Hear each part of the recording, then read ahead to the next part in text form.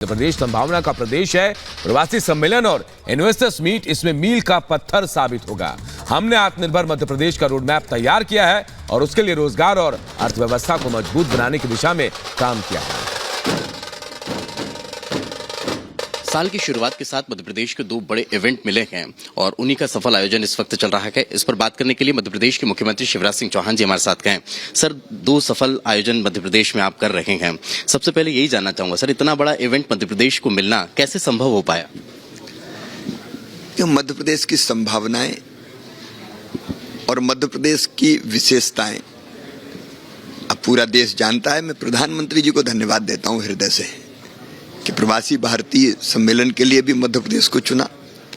उसके साथ हमने ग्लोबल इन्वेस्टर समिट जोड़ी और आप देख रहे हैं कि चारों तरफ मध्य प्रदेश के बारे में पॉजिटिव वातावरण बन रहा है और निवेश के लिए मध्य प्रदेश को सर्वाधिक अनुकूल राज्य माना जा रहा है। चारों तरफ से प्रतिक्रियाएं यही है। बरसों से जो हम मेहनत कर रहे थे उसके परिणाम अब सामने आ रहे हैं और हम भी पूरी क्षमता से, पूरी ताकत से दिन और रात लग के न केवल प्रवासी भारतीय हमारे भाई बहन हैं, भारत उनके रोम रोम में रमा है, हर सांस में बसा है, न केवल उनका आतिथ्य सत्कार कर रहे हैं बल्कि वो मध्य प्रदेश के ब्रांड एम्बेसडर भी बन रहे हैं और जितनी उत्सुकता से आते हैं, चर्चा करते हैं, अपने भाव प्रकट करते हैं, या तो इन्वेस्टमेंट लाएंगे या इन्वेस्टमेंट लाने वाले को लाएंगे, उससे मैं समझता हूं कि मध्य प्रदेश के लिए काफ़ी संभावनाएं जगी हैं। आत्मनिर्भर भारत आपका सपना रहा है, आत्मनिर्भर मध्य प्रदेश पर आप लगातार काम कर रहे हैं। इन्वेस्टर्स मीट और ये पीबीडी कितना बड़ा मील का पत्थर साबित होगा इसमें? प्रधानमंत्री जी ने ये संकल्प लिया कि आत्मनिर्भर भारत, उसके लिए आत्मनिर्भर मध्य प्रदेश का रोड मैप हमने बनाया और आत्मनिर्भर बनाना है तो अर्थव्यवस्था और रोजगार वो दोनों भी मजबूत हो और इसलिए पीएम ने $5 ट्रिलियन की इकोनॉमी भारत बने 2026 तक ये संकल्प लिया। तो मध्य प्रदेश का भी तो योगदान होना चाहिए।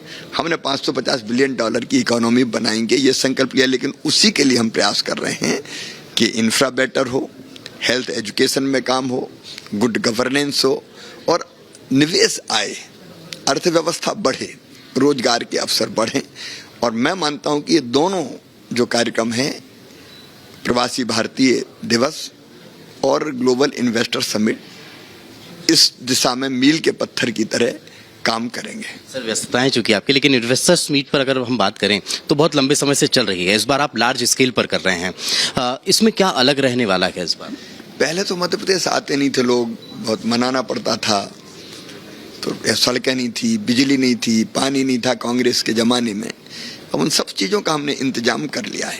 पहले लोगों को आग्रह करना पड़ता था, लेकिन अब बड़ी संख्या में निवेश के लिए देश से और दुनिया से लोग भारत आ रहे हैं। आप इसी से कल्पना कीजिए कि 500 हमारे इन्वेस्टर तो अलग अलग 82 कंट्रीज से आ रहे हैं। 82 देशों का प्रतिनिधित्व होना ये अपने आप में एक बड़ी घटना है। फिर दो राष्ट्रपति रुकेंगे ग्लोबल इन्वेस्टर समिट के लिए, तो ये भी दुर्लभ अवसर है मध्य प्रदेश के लिए। 4 अलग अलग देशों के विदेश मंत्री, वित्त मंत्री वो आ रहे हैं। 10 हमारे पार्टनर कंट्री हैं, 30 के आसपास एम्बेसडर्स वगैरह आ रहे हैं। अनेकों बिजनेस डेलीगेशन विदेशों से भी आ रहे हैं, दूसरे देशों से, और भारत के तो जो प्रमुख उद्योगपति परिवार हैं और जो संगठन है वो आ रहे हैं। सर, एमओयू तो पिछली बार भी कई हुए, धरातल पर उतारेगा इस बार मध्य प्रदेश, उसके लिए क्या?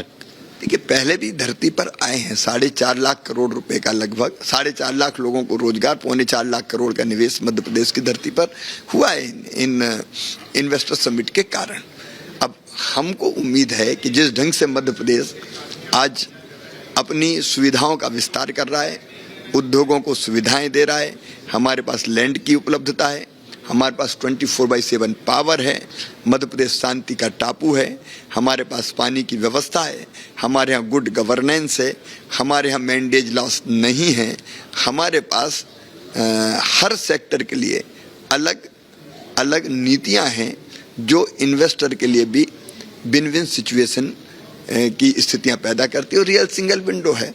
इन सब चीज़ों के बारे में अब देश के लोग जानते हैं और इसलिए मुझे लगता है कि इस बार सफलता बड़ी मिलेगी। अंतिम सवाल, मेहमान नवाजी के लिए मध्य प्रदेश हमेशा जाना जाता रहा है, लेकिन इस बार आपने एक नवाचार किया और पूरे देश को एक नई मिसाल दी। हमारे घर पधारो वाला जो कॉन्सेप्ट है, ये कैसे दिमाग में आया सर?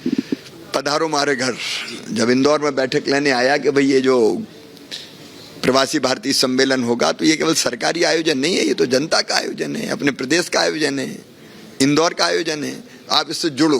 तो सरकारी आयोजन को आपने महोत्सव बना दिया। अब जुड़े कैसे कैसे, तो कई आइडियाज आए, तो अनेकों चीजों से लोग जुड़ गया। उन्हीं में से एक आइडिया है कि होटल में काहे को ठहराते हो, जोड़ नहीं है तो दिलों से जोड़ो, व्यक्तियों को भी जोड़ो और जिस देश से आएंगे उस देश को भी जोड़ो। और इसलिए फिर मन में ये विचार आया कि जो अपने घर ठहराना चाहते हैं वो अपनी सूची दे दें, और जो ठहरना चाहते हैं उनकी सूची आ जाए। तो एक संयोग ऐसा बना कि इंदौर के लोगों ने कहा कि होटल में नहीं, हमारे घर ठहरेंगे, और घर ठहरने को तैयार भी हो गए लोग। और ऐसे भाव विभोर हैं, जो गेस्ट बने हैं, होस्ट भी प्रसन्न है और गेस्ट भी भाव विभोर हैं। एक अद्भुत स्नेह, प्रेम और आत्मीयता का बंधन बना है।